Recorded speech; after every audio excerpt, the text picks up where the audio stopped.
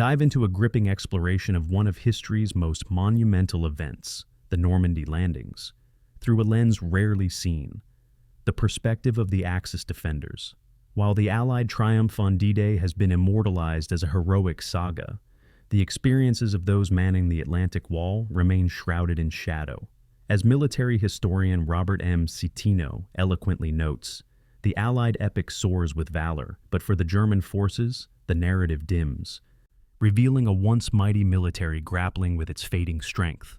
For history enthusiasts, the scarcity of insights into the Axis side leaves a gap in understanding this near-mythical clash. Let us be clear, our aim is not to glorify or sympathize with the Nazi regime or its ideology. Instead, we seek to unearth the raw, human stories of the soldiers caught in the chaos of this pivotal moment. To set the stage, we must first unravel the tense buildup to the fateful confrontation along the Atlantic shoreline, a storm that had been brewing long before June 6, 1944.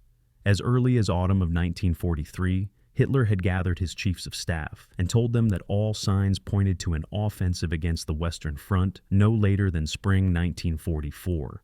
But spring passed and the Allies had yet to strike, making the atmosphere for the Germans almost unbearably tense.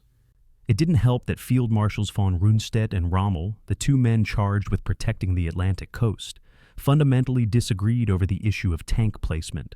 Rommel knew that, because the Luftwaffe was occupied on the Eastern Front, keeping panzer divisions stationed inland, as von Rundstedt ordered them to do, was folly. The North African campaign taught him that, without air superiority, moving tanks across the countryside was a near impossible task. The German soldiers, meanwhile, did the only thing they could do to mask their apprehension. They made jokes. One went something like, "If you see a black plane, it's British. If you see a white plane, it's American. When you see nothing at all, it's the Luftwaffe." The others among them, who were Polish, Georgian, and Soviet prisoners impressed into Nazi service called the Ostlegionen, probably weren't in the mood for making jokes. Having been dragged hundreds of miles away from their home countries, they, along with the German soldiers who had been wounded in action, made up a significant portion of soldiers stationed on the Atlantic coast. By the time the invasion broke out, some of these troops had not been fed for several days. One soldier, Paul Goetz, who was only 17 at the time, recalls the following. "I hadn't had any food or water for 3 days, so around 6 a.m., I walked to a village and begged for milk. The French there knew me, but this time they said, 'Go away,' the Allies already landed with tanks." It seems that at this juncture, the French no longer felt the need to be as friendly to their occupiers. To make matters worse for the German side, they lacked not only food and supplies, but also direction in the immediate lead-up to D-Day. Having been convinced that the Allies wouldn't dare cross the Channel in June because of poor weather conditions, Rommel had gone home to celebrate his wife's birthday and to subsequently meet with Hitler.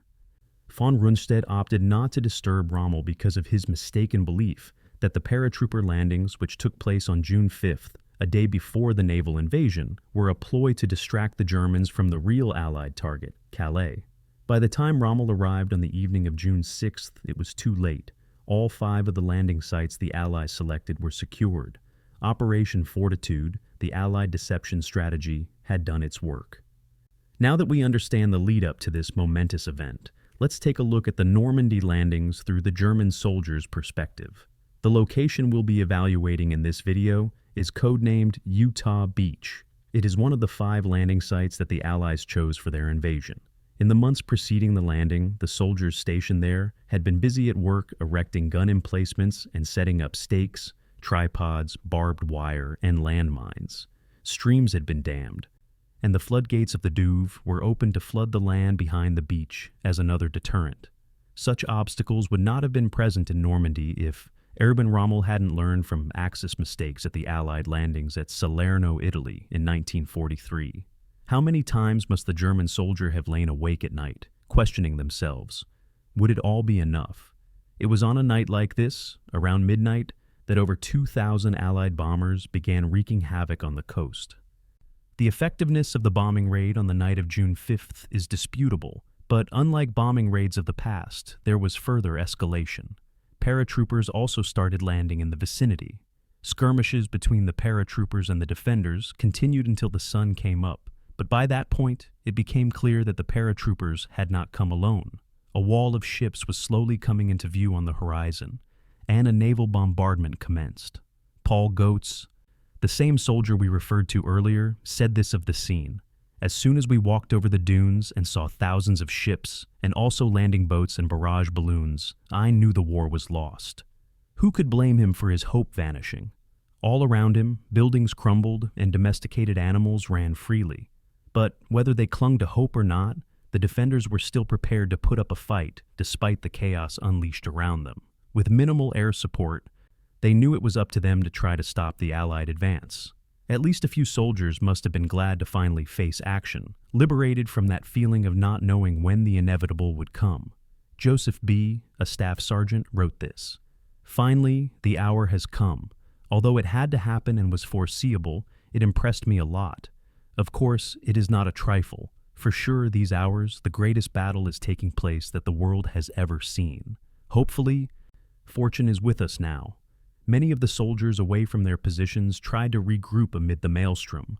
Those that did make it converged in fortified bunkers equipped with mounted machine guns and anti-aircraft flak guns. However, they could only fire upon the invaders in vain, as waves and waves of troops landed on the beaches. When U.S. soldiers inevitably closed in on the bunkers, incendiary weapons like flamethrowers and white phosphorus were used with great effect. Arms experts at globalsecurity.org write, "These weapons are particularly nasty because white phosphorus continues to burn until it disappears. If service members are hit by pieces of white phosphorus, it could burn right down to the bone."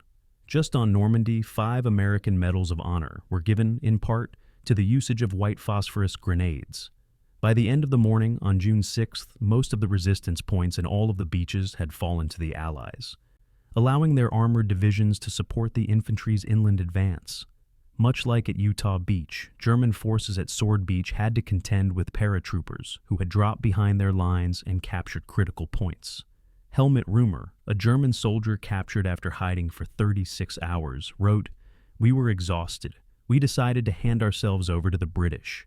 At Gold Beach, the defenders were severely weakened by an aerial bombardment and therefore were defeated within an hour. At Juno Beach, the Canadian troops managed to not only secure their objective, but also marched further inland than any other landing party.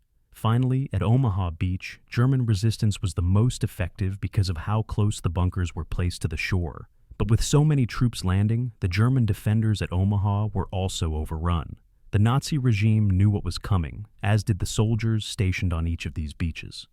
The problem was that they didn't know where exactly or when exactly the Allies would strike.